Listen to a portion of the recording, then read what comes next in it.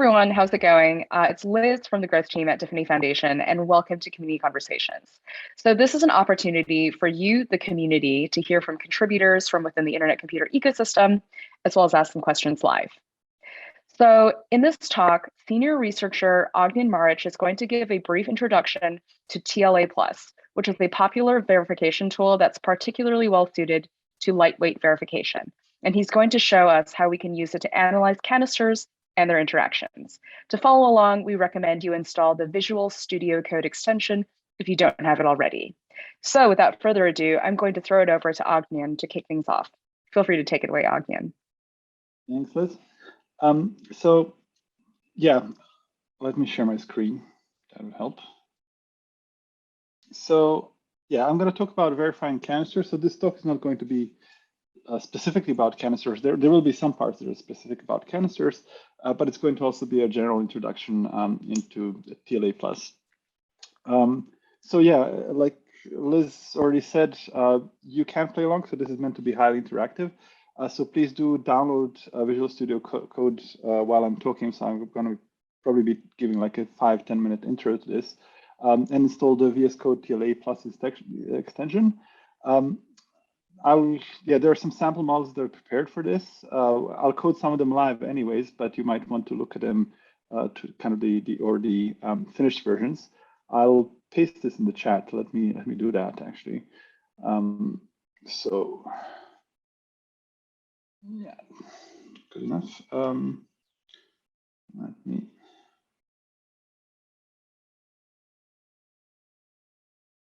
Let's see how it works out. Okay. Right. So I hope you got that. So yeah, and some more motivational words. Yes, you can play along. So this is a quote from the paper called Use of Formal Methods in Amazon Web Services from 2014, and says that engineers from entry level to principal have been able to learn TLA+ from scratch and get useful results in 2 to 3 weeks. In some cases, just in their personal time on weekends and evenings and without help or training.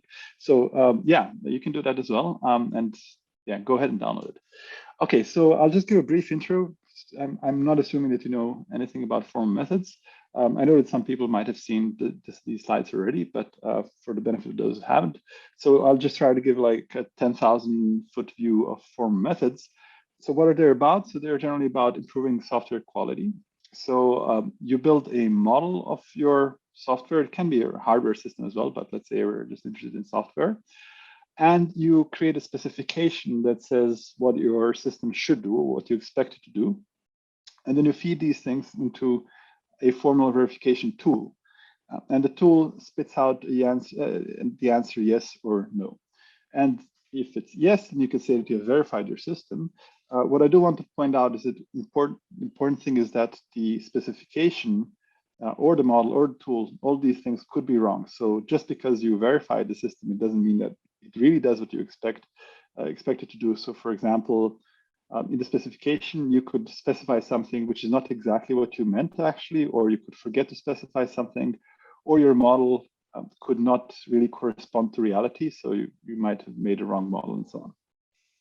But still, it's it's a disclaimer, but it's still kind of the method that achieves the highest levels of assurance that we know how to achieve for quality of systems. Okay, so in addition to saying yes or no, tools, it can be a little bit more complicated. So sometimes tools can tell you, I don't know, like they can run out of resources, out of memory, or they could just not terminate, or they can tell you sometimes, yeah, I don't know. If they say no, they might give you a counterexample, why your model doesn't satisfy the specification, so some more details about it.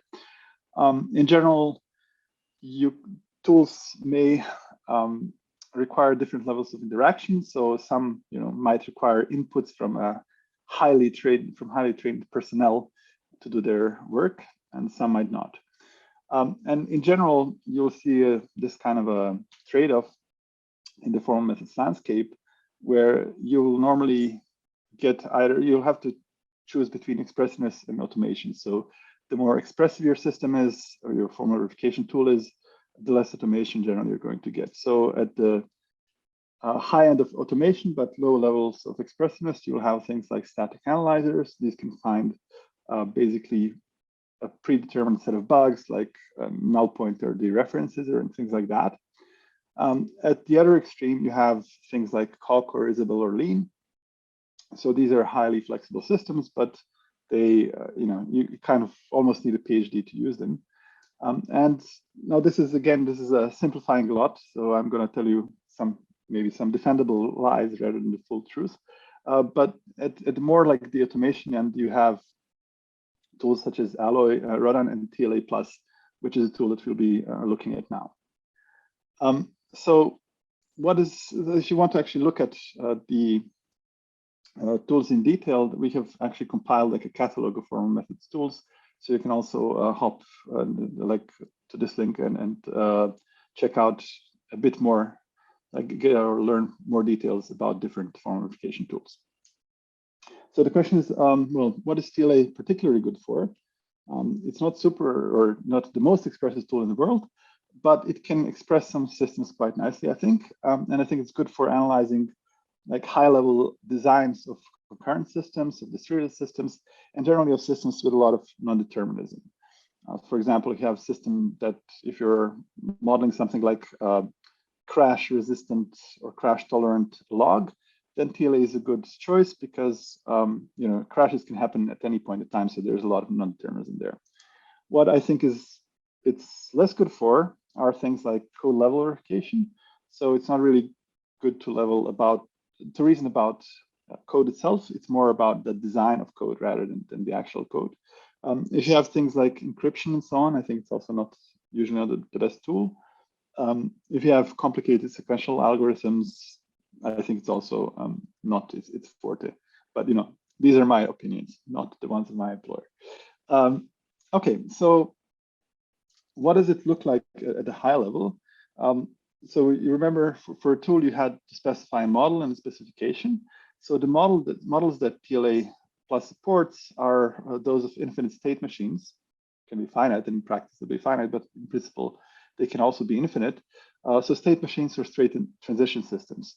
So what I have here is, sorry, that was a bit too fast. I want to get my laser pointer. Right, so you have these basically nodes in this graph that you see here. Those are the states, and these states have two variables in them, x and y. And the states that have these incoming arrows that come from nowhere, those are the initial states. So you can start your system in one of these states, so either this state or that state. And then you can move to other states as specified by these arrows.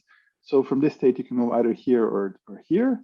And from the lower state, you can move to this upper state, but not the two other states.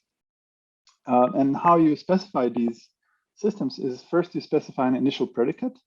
So it's a logical predicate on states that says yes or no, this is a valid initial state or this is not a valid initial state. And you specify a transition relation, which is a logical predicate in two states, which says I can move from this state to that state. And this is sufficient to specify our models. Now, later, we'll see also how to create specifications. And these will be in general, or in the most general form, there can be formulas in temporal logic of actions, where temporal parts means roughly that you have built-in notions of things like later or earlier and always. Okay, so this was just a high-level introduction to give you like a flavor of what we're going to be doing. So I'm going to switch to a simple demo where I will model a very simple system of a traffic light in TLA. So we'll just have a traffic light that can change color, and we're going to basically describe how the color can change. So I'm going to do some live coding. I have installed the TLA Plus extension already. Now, yeah, you'll find these files already here. So I'm going to start with 01 traffic.tla, but I'm actually going to code it from scratch. That always works out well, right? So I'll create a traffic.tla file. And then since I have the extension installed, I'll start typing module. So every TLA file has to contain the TLA module. And it's going to autocomplete it to this. So here we have a TLA module. And these dashes are delimiters, and these equal signs are delimiters. So everything before here this is just a comment, and everything here is also a comment. So this is really the body of the module. And you'll see it has a name, module traffic. This one has this automatically added extends clause. It just imports some functionality. We're not actually going to use this functionality in this module, but doesn't matter, we'll keep it there. Okay, so let me start coding my model then. So first I have to describe what my states look like. So I'll add a variable clause, and it can be variable or variables, it doesn't really matter, both are the same. So I'll just have a color variable here. If I wanted more variables, I would just say something like this, another variable, but I don't want any other ones for the moment. So I'll just have the color. And then once I specify what my states look like, I have to specify the initial predicate. So using init equals equals. So equals is the way that you define something. So an operator is called in TLA+. So I can start with something very simple, saying true. So this would mean that any state is allowed to be the initial state. But normally I don't want to allow any state as the initial state. So I'll just say, let's start with color being red. Okay, so in the initial state, the state is initial if its only element, color, is red. And by the way, yes, if you do have any questions on this as you're trying to work through the examples, please post them and Liz will forward them to me in real time, hopefully. Okay, so then we can specify also the transition relation. When are two states, like when can I move from one state to the other state or to the next state? And this is traditionally done with something that's called next, or with a relation that's called next. So here I will say next, the simplest thing I can do is I can say color prime. So this is the value of the color in the new state. So in the new state, if I want to talk about the new state in my predicate, I use these prime variables. So if I would have a variable x would be the value in the current state, and x prime the value in the new state. So color is the value in the new state, in the old state, sorry, and color prime is the value in the new state. So I could say if color prime is equal to color, that's a valid next state. So I can say things like, or I can actually also, I have an abbreviation for this in TLA, which is unchanged. So I can say color is unchanged. Okay. So I'll now save this. What I recommend you to do is to add, so to basically add an option or enable an option in TLA that allows, or that makes TLA parse the file when you save it. So that gives you the errors immediately. So if I would say colo here, I'll get somehow a highlighted error here saying that this is an unknown operator. And this is unfortunately not enabled by default. You can enable it if you go to the command palette. So if you're not familiar with VS Code, this is like how you access pretty much all of VS Code commands. So you can find it in View, command palette. And you can configure language-specific settings. So for TLA plus in particular. And what you need to add is here in this TLA plus part, you need this editor.code actions on save. Source is true. So editor.code actions on save, and you want to set this to source being true. Okay. So this is what you want to have, and then you get this error detection immediately. Okay, so once I've done this, what I can now also do is I can run the command palette again and click on check model with TLC. So I'll explain later what TLC is, but this is what I'm going to do right now. So now, actually, TLC is the tool that analyzes the model. It's going to complain that I don't have a configuration file for this model, so I can click on create model file. And in this model file, I tell the verification tool what is my initial state predicate, and I use the default name in it, so I don't have to change anything. And I also use the next name, the default name next for my transition relation, so I don't have to change anything here either. This I don't have, so I don't need. I can delete it. I could also keep it. Doesn't really hurt. So I'll go back to my model and again open the command palette. So for me, it's Command Shift P. For you, I guess it'll be something similar depending on your platform. And again, click check model with TLC. Well, yes, with TLC. So I should get success here. So yeah, like you should get a success here. So that doesn't mean you've done. We haven't done anything much in terms of analysis. What we can do though is we can also get some output to visualize our model. So if you go to Preferences and Settings, and in particular, oh sorry, you'll need not Preference Settings. You will need, what's that? It's actually.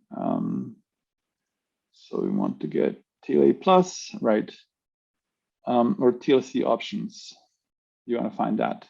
So in TLC options, you can add an option that's going to actually visualize your transition relation.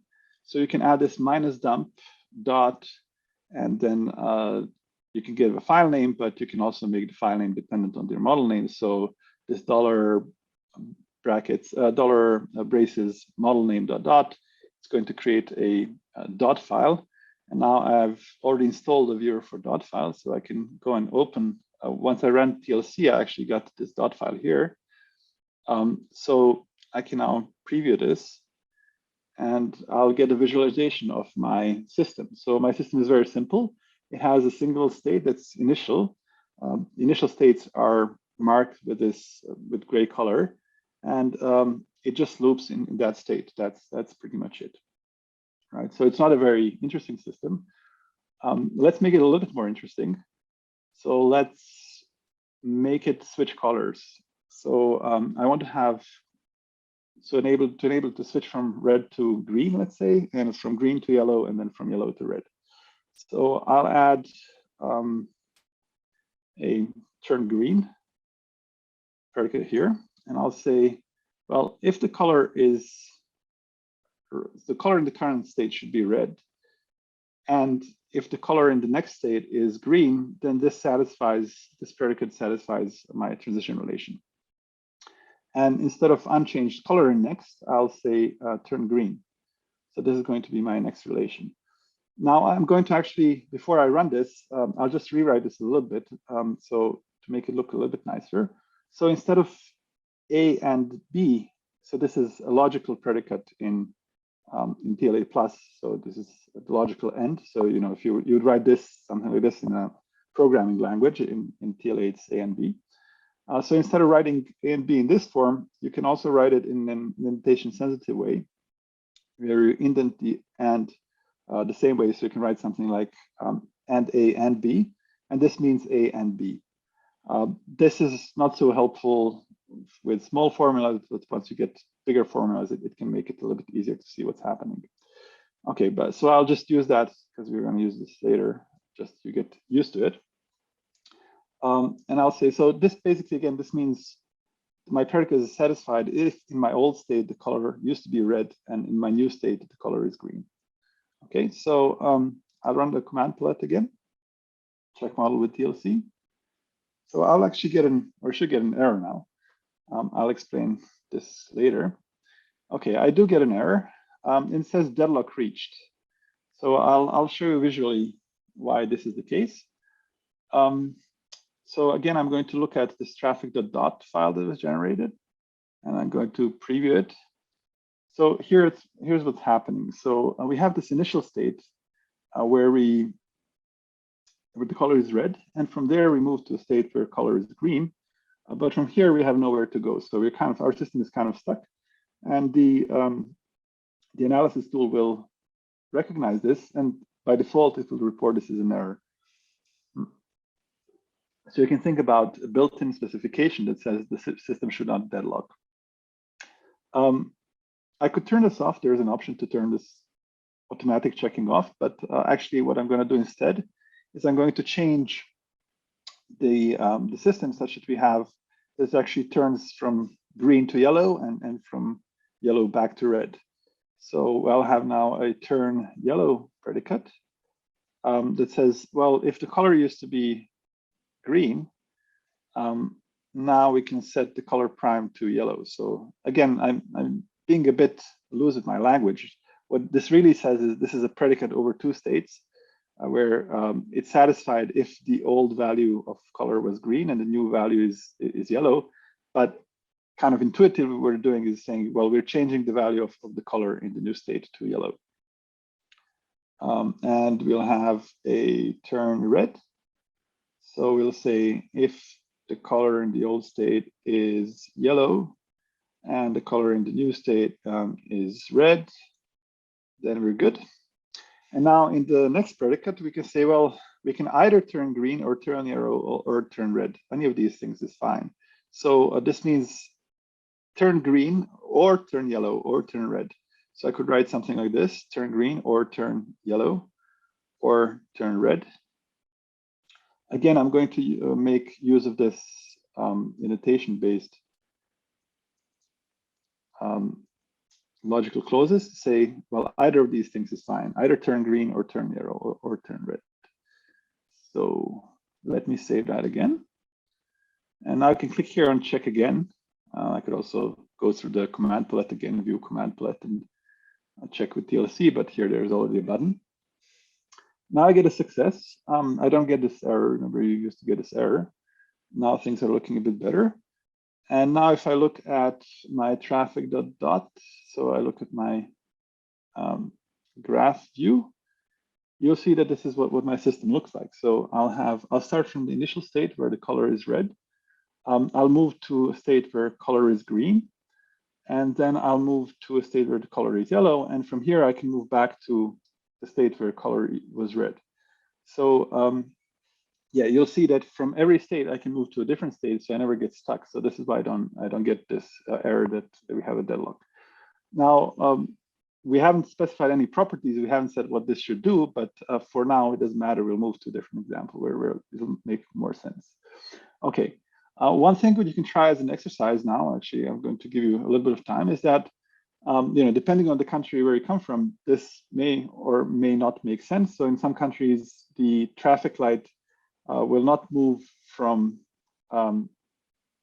red straight to green, but it'll actually go through yellow while moving to green. So as an exercise, you can think about how would you change the model that we have here. And you can find the model already if you haven't been writing or typing along with me. You can find it in 01 traffic.tla. So this is the model that behaves exactly like this. All right, okay, this is also what I forgot to say now that I opened the file. You can also write comments not just outside of the model, but you can also write them inside of the model. So these are single line comments or these are multi-line comments. Okay, that was a digression, but what I meant is you can take this file and you can think about what you would need to do to change it to a system where, or to a model where the colors go red, yellow, green, yellow, red. What you don't want to have is you don't want to go green, yellow, back to green, right? This would not be good. So I'll give you a minute just to think about it, and then I'll type out a solution. And yeah, I can take any questions actually if I haven't checked the chat.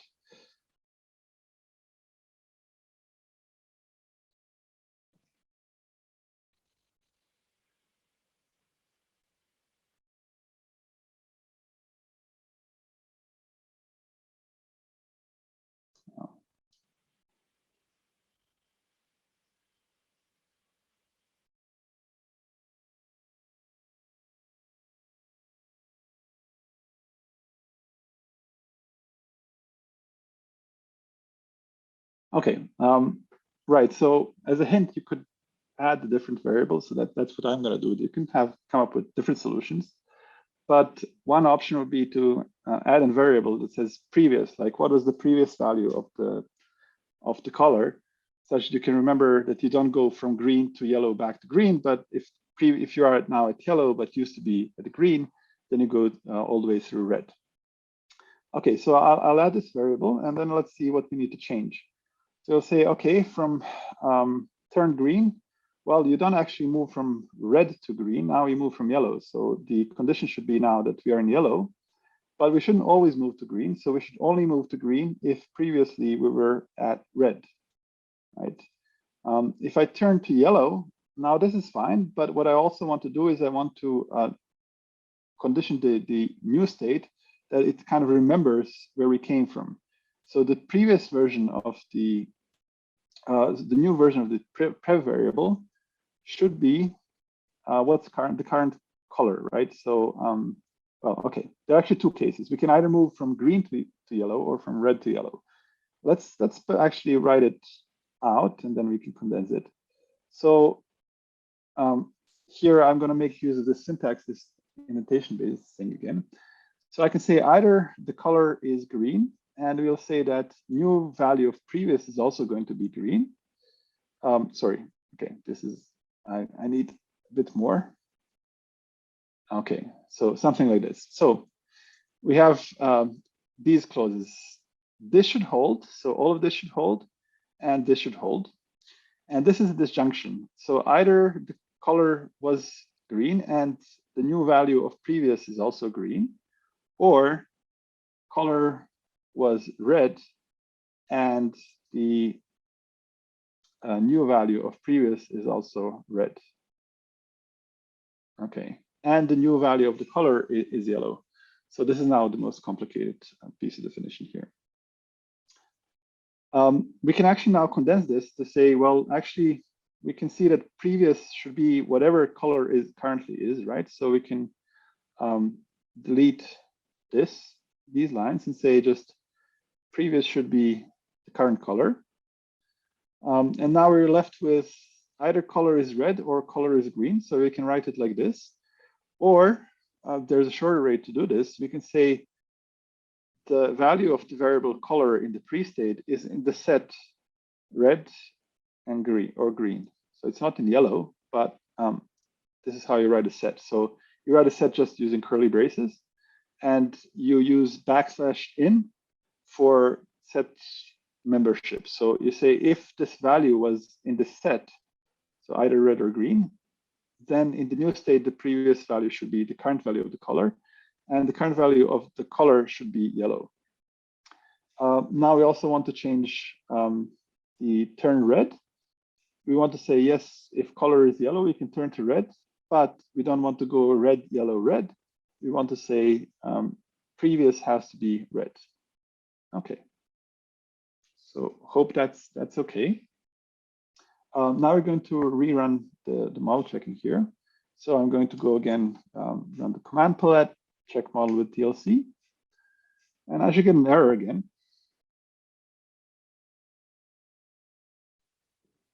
Okay, so one error was saying that current state is not a legal state. It's saying while working on the initial state, prev is null. So this is actually not, technically this is a legal specification that I wrote, but it has a problem. Namely, it doesn't say anything about what the value of prev should be in the initial state. And the analysis tool can't really cope with it. Again, I'll talk a bit more about the analysis tool, but you know, in this, just based on this predicates, the value prev could be 1 or 2 or whatever, some string or anything. So we need to specify also what the value of prev is here. So we'll say, let's say that it doesn't really matter, but we'll say let's say that prev is red. Okay, so now I'm going to check it again, and I should get an error again, actually, but a different one. Yeah, I got an error. And the error is now different. The error now says that the successor state is not completely specified by the action turn green. So the following variable is not assigned, prev. So this means that turn green, let's look at turn green. So it's true, right? We have constrained what the new value of color should be, but we have not constrained what the new value of prev. And again, the analysis tool complains about it. So again, this is valid TLA, but the analysis tool doesn't support it. So what we can say here is actually we don't care about prev, we can just leave it unchanged. And this is going to now work out. And similarly, in turn red, we would have the same problem. So I can say unchanged prev. If I change these two things and say check again, hopefully I should get something that tells me success. Oh, not yet. Okay, we got deadlock reached. How do we get deadlock reached? There's a bug somewhere. So we turn yellow.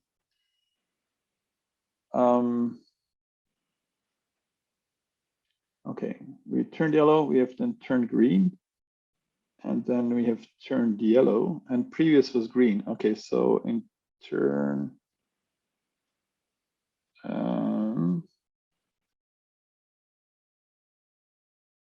okay, so we have the color is yellow. Right, sorry, here we have previous, okay, we have, I don't know why I put this here. So you can, if the previous should be green, I copied this by mistake, I guess.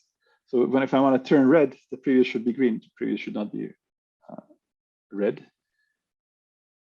So if I run this now, hopefully this, okay, we get a success. Right, so the perils of live coding. Right, so let us look briefly at the graph here. Right, so we see that we start from red and red. We can kind of look at the color. This is what we're mainly interested in. So from red, the color goes to yellow, then it goes to green, then it can go back to yellow, then to red, and then from there it can go to yellow again, and we enter this loop. Okay, yeah, so that concludes the very basic, simple example. Any questions so far?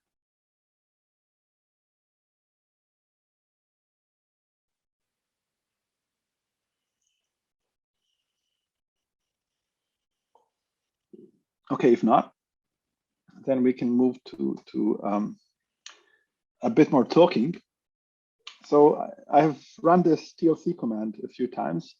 I can tell you a little bit about what TLC actually does, right? So you have seen that this was produced by the TLC after running TLC. And what TLC does, it's what's called an explicit state model checker, which means that it really builds the graph that you have seen on the right. It really computes this actual graph. So it enumerates all reachable states. It first computes all the possible initial states. This is why I have to specify, like it was complaining if I didn't specify the value of the variable in the initial state. And then it does a graph search, so either a breadth first or a depth first search. And it looks for the successor states, everything that could satisfy this relation, the transition relation that we specified, and then computes those states, and then computes those states reachable from those states, and so on and so forth, depending on the graph search algorithm. So if you want this to terminate, obviously you have to restrict the model to have a finite state space. For example, if you are modeling this distributed system, you should make sure that the number of messages is bounded, right? Otherwise, you will not have a finite state space. If you're modeling a concurrent system, you should make sure that the number of threads is also bounded. And like TLC will not actually detect that you have an unbounded state space. It will happily go exploring until it runs out of memory or whatever. So you have to kind of do this yourself. Notice that finite graph doesn't mean that we have finite traces. So traces are sort of the sequences of states that your system goes through. So these correspond to the paths in this graph. So obviously we could have an infinite path through this graph, right? We go from red to green to yellow, back to red, then green, yellow, and so on and so forth. So this is an infinite trace. As we have seen, only a subset of specifications is supported. So even though in TLA, it's perfectly fine to say, the value of prev is not defined in the initial state, TLC cannot cope with that. In practice, the biggest limitations that you'll encounter using TLC, though, is the state space explosion. So we have seen a very simple example here of just a system with just 3 states. And moreover, this is a deterministic system. So from each state, there is only one other state that you can move to. So this is not a very interesting system. And it's actually not a great use case for TLA, I think. You'll see some non-deterministic systems later. But with non-deterministic systems, especially, you'll have a huge state space explosion. And at some point, TLC will not be able to cope with that. So what you can do is, of course, this is usually like an exponential growth in the number of states. But what you still can do is you can speed it up by running TLC in parallel on multiple cores, or running it distributedly. So there's built-in support for running it, for example, in Azure or AWS, where you can actually spawn multiple machines to run the analysis for you. I'll also briefly mention another tool. I won't go into details about it. This is another analysis tool for TLA. It's Appalachia. It's a relatively new tool. It's made by people at the Formal Systems. So they have created an SMT-backed bounded model checker for TLA. Okay, I know this is probably sounds like a lot of jargon, but what it means is that it doesn't build an explicit graph like TLC did. It instead builds the formula of the following form. It says init of S0, so this is the initial predicate, if you remember, and next of S0, S1, and so on. So there's a lot of conjuncts. And next of S to certain bounds. You have to provide a bound when doing this. So of bound -1, let's say that the bound is 10. So this would be next of S9 and S10. And your property doesn't hold. So it constructs this formula and feeds it to the SMT solver. So if the SMT solver can find a solution to this formula, that means that it found a problem in your specification. It means that this trace here from S0, S1, and so on up to S bound, it does not satisfy your property. Conversely, if it doesn't find a solution, then it means that your property holds, at least for the traces up to the given bound. So Appalachia requires type annotations. It has a very simple type system, so you can kind of run into problems relatively easily. You have to restrict formulas to bound quantifiers. So if you have something like for all, you cannot say for all n in integers. You can say for all n from 1 to 5, that's okay, but you cannot say for all integers something holds. And you can only specify invariants and bounded execution properties. So I haven't gone into properties yet, but basically this property here can only talk about the execution that has a certain number of steps. So you cannot talk about these infinite traces or infinite paths that you've seen in TLC, and TLC can actually do that, at least for a certain class of properties. So in general, when you have TLA, you have kind of 3 languages really. So you have the language of TLA formulas that can express a lot of things. And then you have a language of formulas that TLC can cope with. And then you have, I would say, slightly smaller, but incomparable set to the TLC set, which are the formulas that Appalachia can cope with. So it takes a little bit of practice to figure out, whether your formula will be supported by TLC or Appalachia. But in general, it's not very hard, I would say so. Okay, so that's like a brief look at the analysis tools. And I'm going to show you how to use the analysis tools, an example of a concurrent algorithm. So I'll quickly look at Petersons mutual exclusion algorithm.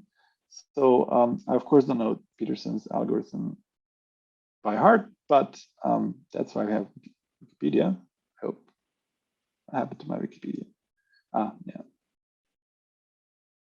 I'm going to switch to a different tab. I want to open it here. Okay, so this is Petersons algorithm, is an algorithm to achieve mutual exclusion of 2 threads. So the threads have some kind of critical section, and you don't want both of them to enter the critical section at the same time. All right, so this is the pseudocode for the algorithm. I hope this is large enough. I can make it a little bit larger. So how does it work? The algorithm uses 2 variables. So this is the description from Wikipedia. And the first variable is an array of booleans. So it basically maps each process or each thread. So you have thread 0 and thread 1 to a flag, like, do I want to enter the critical section, basically. And there's an integer, and it's called turn, that's also used to communicate between 2 threads. And we see how the algorithm goes. So first, each thread sets its flag to true. So here it's thread 0, here it's thread 1. Then it sets the turn to the other thread. And then it basically has a busy loop while this condition holds. So either while the other flag is true, or the turn is of the other process. So as long as one of these conditions is true, you're going to loop. And once it's not true, you enter the critical section, you do whatever you need to do. And then you end the critical section and you set your flag to false. Okay, so I'll keep this on the left rather, and I'll start a new file, Peterson.tla. Let me close all of these guys here. And let me close this to make a bit of space. Okay, so yeah, this doesn't look so great now on the left. I'll make it a little bit smaller. I hope that's still going to be okay for you, just so that not to break the flow of the page. So right, now the question is, well, what do we need to model? So we have to have our states, we have to have some variables. We will need a variable flag because we have the variable flag here, and we will need a variable turn. So let's say we have a variable flag and a variable turn. What we will also actually need to do is we will need to remember at which point, or like at which instruction is which thread. So what we're going to have is something like a program counter for each thread that points to the current location. So okay, what kind of transitions do we have? So we have a transition start. You can say we add an argument here, say t. This means thread t can start. And let's see, how do we write this? Like, what are the conditions for the thread to start? Well, it has to be at some starting state first. So I'll say PC of t equals, let's say, L start. Okay. So this is some kind of start label that we want to have. Now, PC of t, it's written with the, which is the brackets. And this is like a function PC evaluated at t. You can think about it also as just a map if you're more familiar with just like arrays or maps. So it's like the value of the map PC, for the key t. It should be L start, and we'll say the new value of the PC. So this is going to get a little bit complicated. What we're going to say is that now we're going to move the program counter from basically from just before this line flag 0 equals 2 to this line, and we'll add a new label for that. Let's say some L gate, because we have this gate here.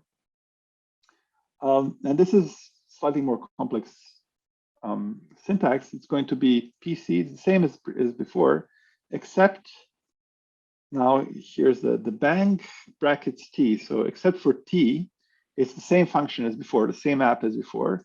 And at t, we're going to update it to some value, let's say L gate.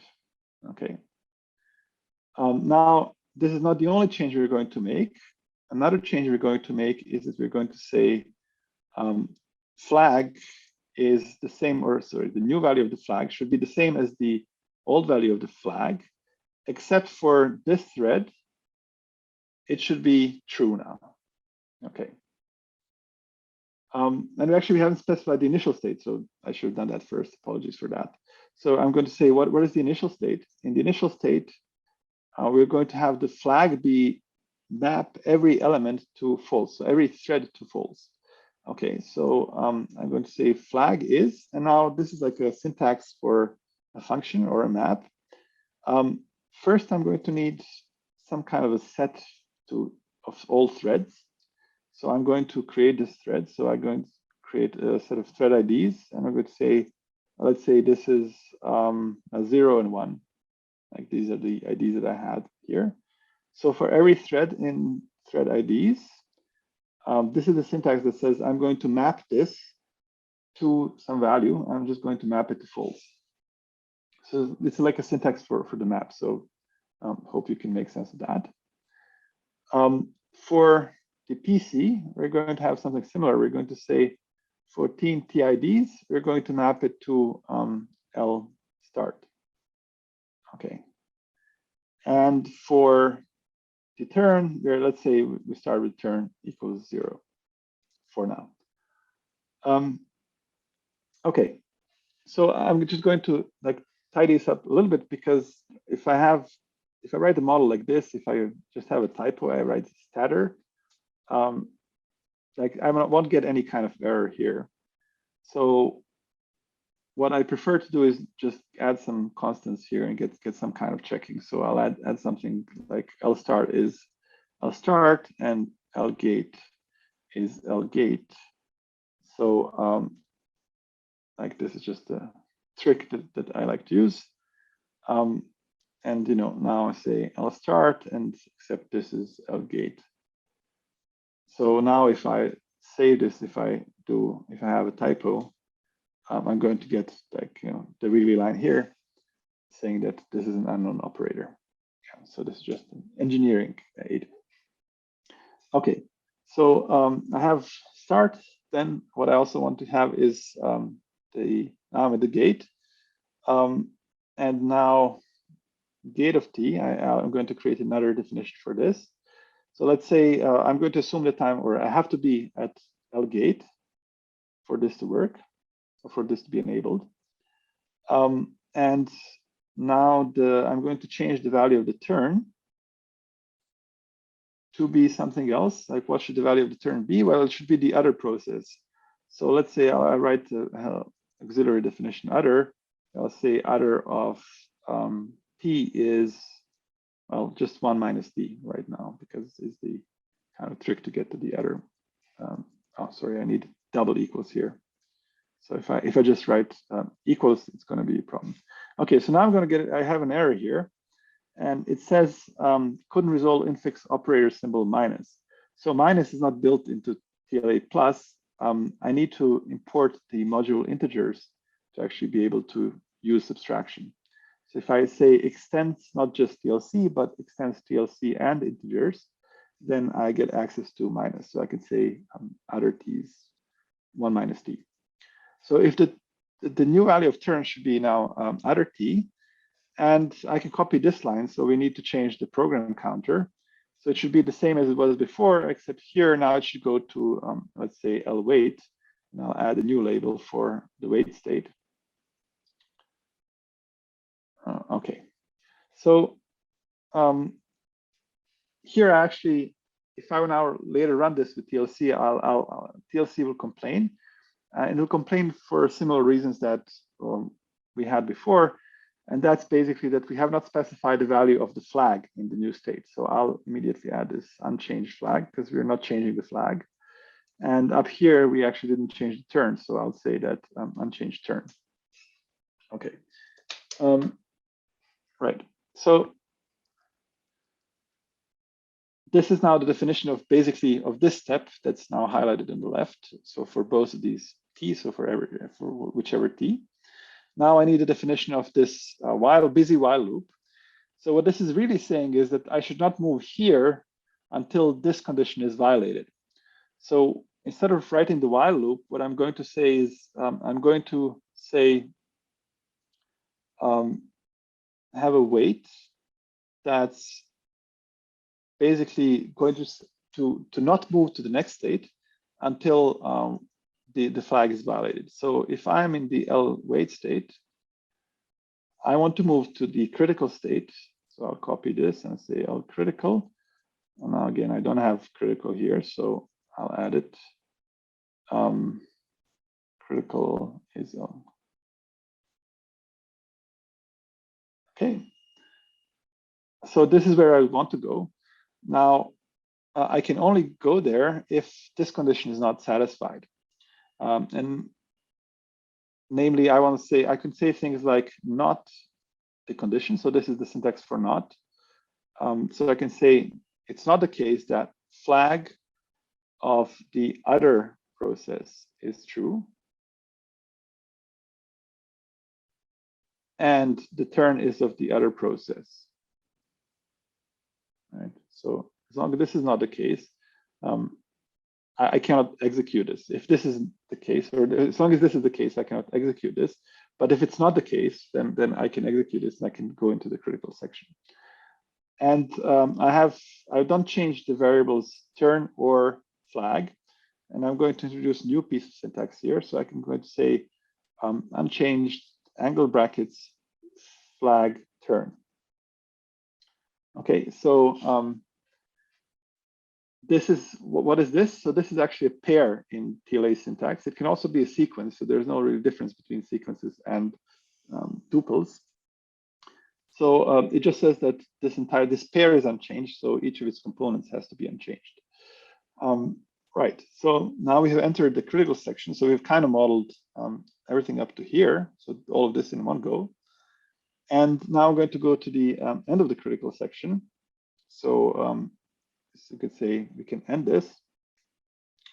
If you're in critical section, then you can move out of the critical section by changing the program counter. So let's add another label. It's going to be a label end. I can just copy this. Right, so label end is label end. And yeah, this is what we're going to set the program counter to. And we're also going to set the flag to false. So I can copy this line where we're setting the flag to true. And I can say that now we set the flag to false. Okay. And yeah, this is pretty much it, I think. Let's see, we are missing some unchanged. We're missing some unchanged. Turn is not changing here. So hopefully that should be it. Right, so we have kind of modeled the algorithm, so I'm not going to use the Wikipedia description anymore. And I'll just run the model checker and see whether what we get.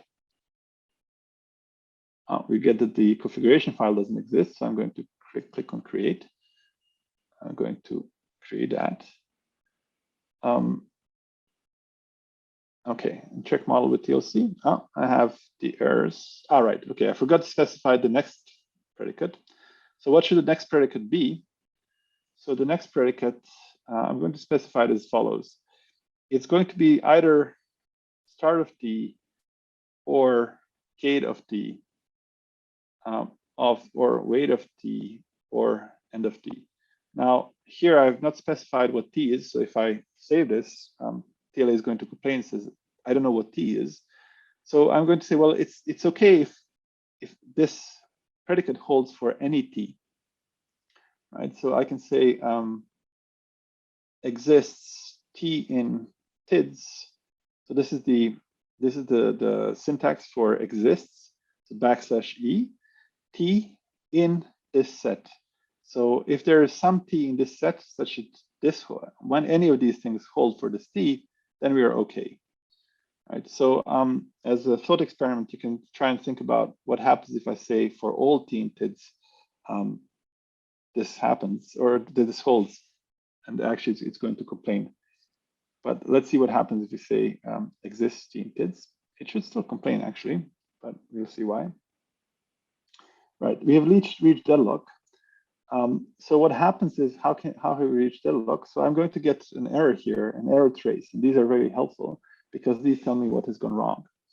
So we have the initial predicate, and then we start. So we have one thread that actually starts this. So here we see it's thread 1 that moves to the gate, and then thread 2 also moves to the gate.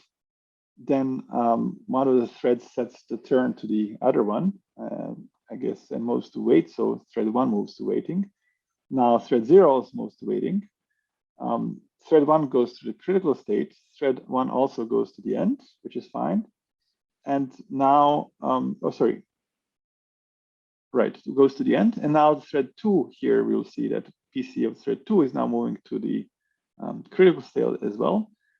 And here we have the end. So both are now at the end, which is actually good. So we don't want the system to complain about this. However, we do want to complain about it if we cannot move at some other point. So we have kind of two options here. I could either go and add the TLC option that says minus deadlock. So this means don't check for deadlock. But here I actually don't want to do that. What I want to say is I want to allow the system to kind of loop in one place, but only if both of these things are at the end. So I'm going to have an idle transition that's only enabled if the PC of, if for all threads in the thread set, the program counter of this thread is at the end. So if the thread is at the end, we can just stay in this state. And you can say everything else, everything is just unchanged. PC, flag, turn, everything is unchanged. Okay, now let's see, I wanna check again. And okay, all right, I forgot to add idle to the next. So let's say either these things hold or idle holds. And I'm going to now check again.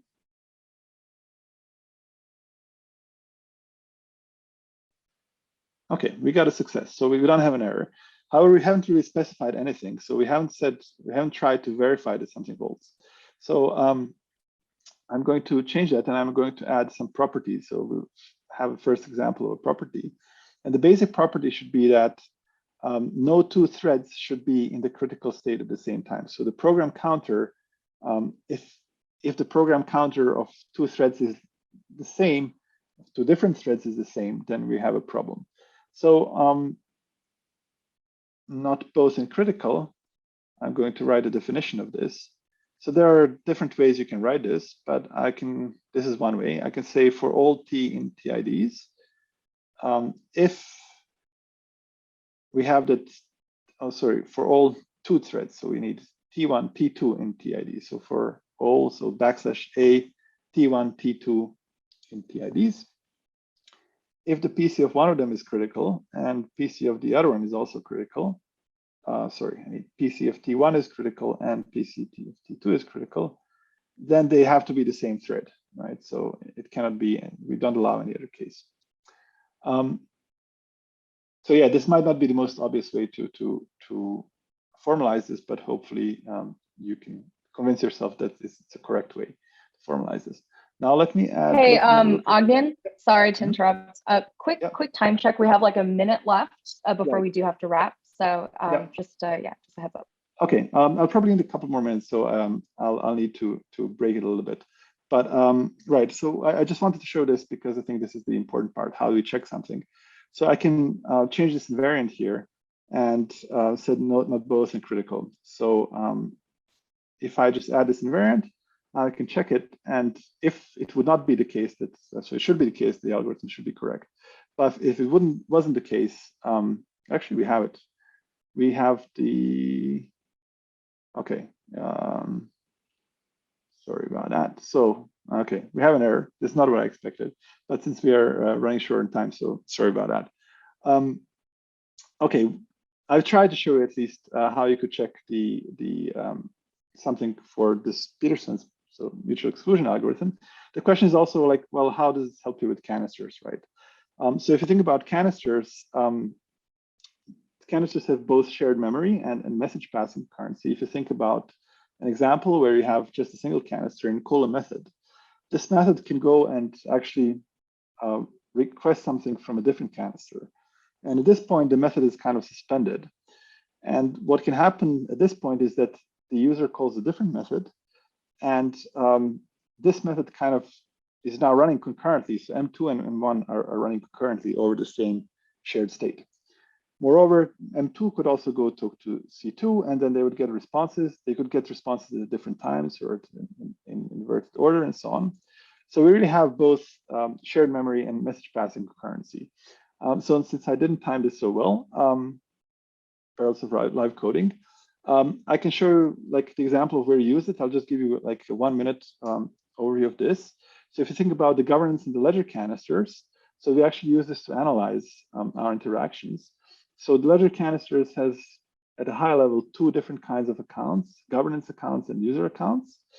And we can use the governance to vote on things. So how do you do this? If user has like say 10 ICP, they could send these 10 ICP to a governance account. And then based on this, they could claim a neuron that would give them a voting power of 10. And they would have to lock the neuron. They would, while the neuron is locked, they could do some voting. once the neuron gets unlocked, so some period elapses, they can now disperse their neuron and get their money from this locked account into a different account. And we actually found some problems in these interactions. So if you look at the TLA files, you'll see an example of where this has gone wrong. But yeah, I won't have time to go through to that example as well. Right, so if you want to read more about it, there are further topics and resources. So topics you could learn on would be things like PlusCal. So this is like an imperative language transpiled to TLA plus. And also things like temporal logic and properties. So I showed you just a very simple example that I apparently botched with the Petersons algorithm of a very simple kind of property, which is the invariant, which holds in any state. But you can express more complicated properties with TLA plus. And there's a bunch of resources. So I like this cheat sheet. It's done by the people at Informal. What I want to show is, I'm not going to show you the whole cheat sheet, but this is basically like the whole of TLA. You don't need to learn much more in this. Like this, the whole language fits on kind of, or most of the parts you need. Let's say 95% fits on a single page, which is quite impressive, I think. You can use the examples to learn more about how different things are modeled. There's a library of community modules, and there are some resources to learn TLA, so more tutorial style, like the Learn TLA page or Lampert's TLA page. Yeah. Okay, so right, so then I'll stop here. Cool, Ogden, thank you so much. I know that there was like a comment from people in the chat saying that there was a typo, I think, on one of the slides around like, sorry, they only sent the chat to me. So it's a typo in the invariant. It's missing an equal L underscore critical. I can send that to you after the fact, Ogden.